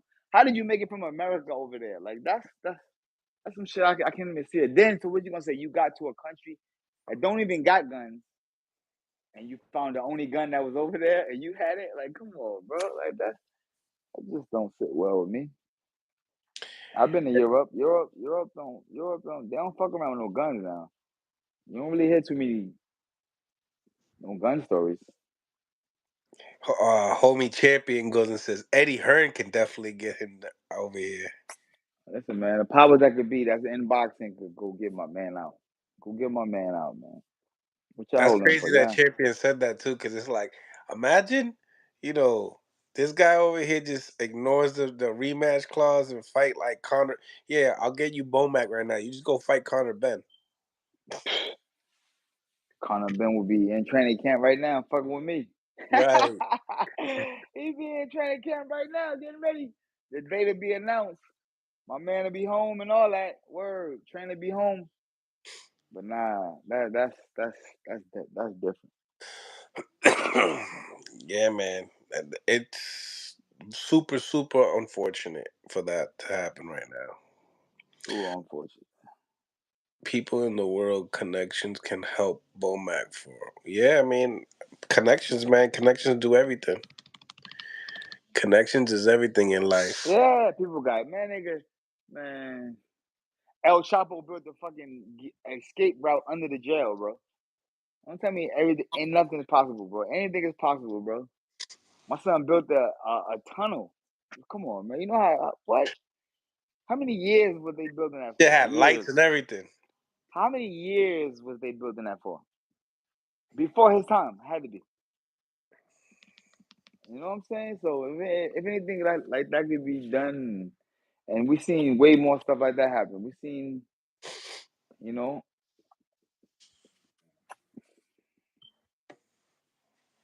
Yeah, man. Of course.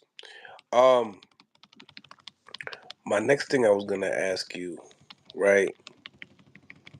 You know, when it comes down to this fight with Canelo, Cormel Moulton is going to be doing his pro debut. What do you think about Cormel jumping up? I think he's doing a 6 rounder for his first. He's going to skip the 4 rounders, go straight to 6. Fight an undefeated fighter. What do you think about the boy and his skills? I think it's a great thing to do. It's a great way to come into a game and separate yourself. You know, you gotta look at what's going on now. For all of the guys, like the bar has been set so high today. In order to come in the game and be different, or to be uh uh uh looked upon as like a new fresh sauce coming into the game, you gotta step it up and do some astronomical thing right now because the bar has been set so high. It's been set so high. So now, if you're not coming in the game and doing stuff like that, being an undefeated fighter like Cormel, coming and saying, you know, I don't want to do the traditional 4 round fight. I want to come in and fight an undefeated 6 round fighter Hmm. that's coming into the game different. You know what I'm saying? Now, what are you gonna have to do after that? Now you gotta fight a guy 10-0 after that. You know what I'm saying? You gotta keep it from 6-0 to 10-0 to 15-0 to 20-0. And so in 4 fights, you should be fighting for the championship of the world. Wow, amazing. So these are the type of things you got to do now these days in order to separate yourself from the pioneers that's been here before you. Mm. What you think about this the new platform Overtime? Have you heard about it? So the name Overtime is basically if they believe that the fight is a draw, they let you fight one more round. That's lit. That's lit. Shit, I would have, man. God That's just damn, I would fire, have, right? No draws in your record. man, I would have fucking. They passed the laws a little bit too late. They're getting a little more creative with boxing. Passed the laws a little too late, but it's okay. But what do you think? I mean, I guess this platform's more for like the younger youth guys that are coming in, so we could see, the not the original nonchalant A side B side thing going into your career in your first 10 fights. They actually put in the young talent to fight each other, undefeated young talented guys fighting each other. That's this is I think it's part of like the NBA. The NBA owns this. Well, a couple of the NBA players own Overtime, and they're coming into boxing and trying to, they did 40 fights back to back every week. Uh, their last fight was with Calvin Ford's fighter Lorenzo Truck Simpson. Um, he was an undefeated fighter. Also took a loss. Like I said, the matchup making is pretty good for this type of platform. Um, Something that you're not necessarily introduced to early in your career. You're different. You came from a different era. When I think you was 19 fighting Mickey Ward or something like that, right? 18. So it's like we get to see the young guys fight each other real young. Um, Something to look out for sure. Um, and just for the people that are on the chat that haven't got to see that, definitely look out for that. Mike Mill Lanes, do you think Mike Tyson was too young to handle in his business 20 years old? Um, Sometimes you know what I got to do is read these comments in my head before before throwing them out loud. Shoot, but yeah, I mean, what you about to get yourself into? You froze?